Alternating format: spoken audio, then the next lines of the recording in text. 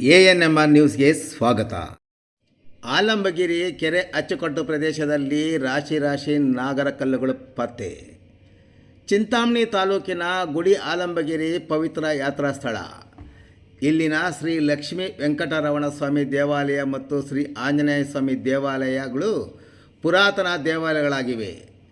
ಇಂಥ ದೇವಾಲಯಗಳ ಸಮೀಪದಲ್ಲಿರುವ ಆಲಂಗಿರಿ ಕೆರೆ ಅಚ್ಚುಕಟ್ಟು ಪ್ರದೇಶದ ಮುನುಗನಹಳ್ಳಿ ರಸ್ತೆಗೆ ಹೊಂದಿಕೊಂಡಿರುವ ಜಾಗದಲ್ಲಿ ಇದೀಗ ರಾಶಿ ನಾಗರಕಲ್ಲುಗಳು ಪತ್ತೆಯಾಗಿರೋದು ಗ್ರಾಮಸ್ಥರು ಸೇರಿದಂತೆ ಸುತ್ತಮುತ್ತಲಿನ ಗ್ರಾಮಸ್ಥರಿಗೆ ಆಶ್ಚರ್ಯ ಮೂಡಿಸಿದೆ.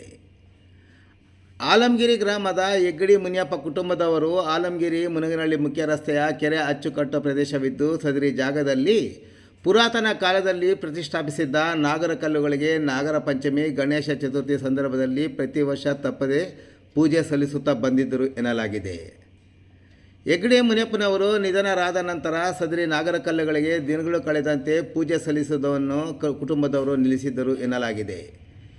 ಇತ್ತೀಚೆಗೆ ಕುಟುಂಬದ ಸದಸ್ಯರು ಸಮಸ್ಯೆಯೊಂದರ ಬಗ್ಗೆ ಶಾಸ್ತ್ರ ಹೇಳುವವರ ಮೊರೆ ಹೋದಾಗ ಆಲಂಗಿರಿ ಕೆರೆ ಅಚ್ಚುಕಟ್ಟು ಪ್ರದೇಶದಲ್ಲಿ ಪುರಾತನ ಕಾಲದಿಂದ ನಿಮ್ಮ ಕುಟುಂಬದವರು ನಾಗರಕಲ್ಲುಗಳಿಗೆ ಪೂಜೆ ಮಾಡುತ್ತಿದ್ದು, ಇದೀಗ ಆ ಕಲ್ಲುಗಳಿಗೆ ಪೂಜೆ ನಿಲ್ಲಿಸಿದ್ದು ಕೂಡಲೇ ಆ ನಾಗರಕಲ್ಲುಗಳಿಗೆ ಪೂಜೆ ಸಲ್ಲಿಸುವಂತೆ ಸೂಚಿಸಿದ್ದಾರೆ.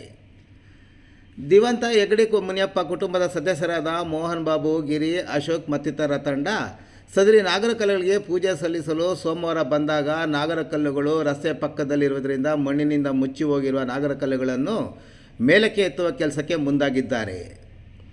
ಈ ಸಂದರ್ಭದಲ್ಲಿ ನಾಗರಕಲ್ಲುಗಳ ಸುತ್ತಲೂ ಮಣ್ಣಿನ ಗುಂಡಿ ತೆಗೆದಾಗ ಹಲವು ನಾಗರಕಲ್ಲುಗಳು ಸಿಕ್ಕಿವೆ.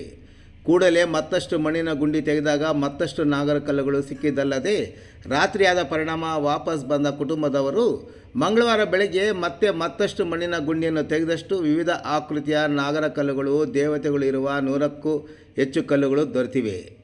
ಇನ್ನು ವಿಷಯ ತಿಳಿಯುತ್ತಿದ್ದಂತೆ ಸೋಮವಾರ ಅಥವಾ ಮಂಗಳವಾರ ಬೆಳಗ್ಗೆ ಆಲಂಗಿರಿ, ಮುನುಗನಹಳ್ಳಿ ಸೇರಿದಂತೆ ಸುತ್ತಮುತ್ತಲಿನ ನೂರಾರು ಮಂದಿ ನಾಗರಕಲ್ಲುಗಳು ಸಿಕ್ಕಿರುವ ಜಾಗಕ್ಕೆ ಆಗಮಿಸಿ ವೀಕ್ಷಿಸುವುದಲ್ಲದೆ ಎಲ್ಲರಿಗೂ ಸದರಿ ನಾಗರಕಲ್ಲುಗಳನ್ನು ಕಂಡು ಗಾಬರಿಯ ಜೊತೆಗೆ ಆಶ್ಚರ್ಯ ಸಹ ಮೂಡಿದೆ.